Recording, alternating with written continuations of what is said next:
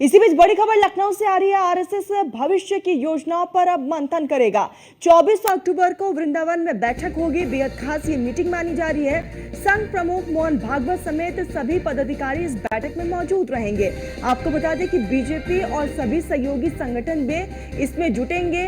राष्ट्रवाद के मुद्दे को धार देने की कोशिश हो रही है और इसी को लेकर एक योजना भी तैयार की जाएगी। उपचुनाव से पहले आरएसएस की बैठक पर सभी की नजरें टिकी हुई है, तो बेहद खास ये पूरा मीटिंग माना जा रहा है। आपको बताते चले कि वृंदावन में ये मीटिंग बुलाई गई है। आरएसएस प्रमुख भी मौजूद रहेंगे और आगे किस रणनीति पर काम करना है उसको लेकर मंथन होगा। तो आरएसएस अब भविष्य की योजनाओं पर विचार विमर्श कर रहा है। किस रोड मैप पर काम करना है आरएसएस को, उस पर मंथन हो रहा है। दूसरी तरफ उपचुनाव है 10 सीटों पर और उपचुनाव से पहले ये बैठक बेहद खास हो जाती है। सहयोगी एसके हमारे साथ लगातार बने हुए।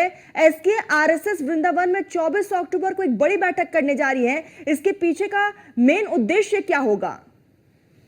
बिल्कुल निश्चित तौर पर, क्योंकि अगर हम देखेंगे तो आरएसएस लगातार कोशिश कर रही है कि 2027 में उत्तर प्रदेश में चुनाव होने और जिस तरीके की परफॉर्मेंस 2024 के लोकसभा चुनाव में उत्तर प्रदेश में भारतीय जनता पार्टी की आई है उसको बेहतर बनाया जाए, उन तीन कांटों को दुरुस्त किया जाए, जिसमें अब आरएसएस भी भारतीय जनता पार्टी के साथ लगातार अपने अभियानों को तेज कर रही है। हालांकि ये बड़ी बैठक मथुरा में होने जा रही है। मथुरा के वृंदावन में आरएसएस के जो पदाधिकारी हैं वो आएंगे और सबसे बड़ी बात यह है कि आरएसएस प्रमुख मोहन भागवत भी इस बैठक का हिस्सा होंगे। हालांकि इसके जरिए राष्ट्रवाद के मुद्दे को किस तरीके से आगे बढ़ाया जाए उसको लेकर चर्चा होगी, जिसमें भारतीय जनता पार्टी और जो विभिन्न भारतीय जनता पार्टी के अनुसांगिक संगठन है वो भी इस बैठक में शामिल होंगे। सीधे तौर पर उपचुनाव और साथ ही साथ आने वाले 2027 के विधानसभा चुनाव को लेकर आरएसएस अब अपने एजेंडे को तेज करेगी और इस एजेंडे के जरिए कहीं कहीं कोशिश होगी कि चीजों को बेहतर ढंग से आगे बढ़ाया जाए, उन चीजों को दुरुस्त कर लिया जाए जिस वजह से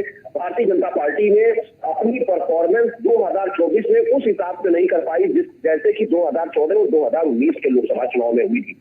तो निश्चित तौर पर आरएसएस कहीं न कहीं महत्वपूर्ण रणनीति बनाने के लिए जानी जाती है और क्योंकि मथुरा का वृंदावन महत्वपूर्ण धार्मिक स्थल है जिसको लेकर भी चीजें लगातार चल रही है, तो ये महत्वपूर्ण बैठक आरएसएस की होगी जिसमें भारतीय जनता पार्टी और अनुसांगिक संगठन भी शामिल होंगे। ऐसे राष्ट्रवाद के मुद्दे को धार देने की कोशिश होगी इस पूरे बैठक में। दूसरी तरफ जो है इस पूरे बैठक में बीजेपी और सहयोगी संगठन भी मौजूद रहने वाले हैं, तो जाहिर है एक बड़े लेवल पे मीटिंग, आगे के रोड मैप पर चर्चा, पार्टी को किस रणनीति पर काम करना उस पर मेन फोकस।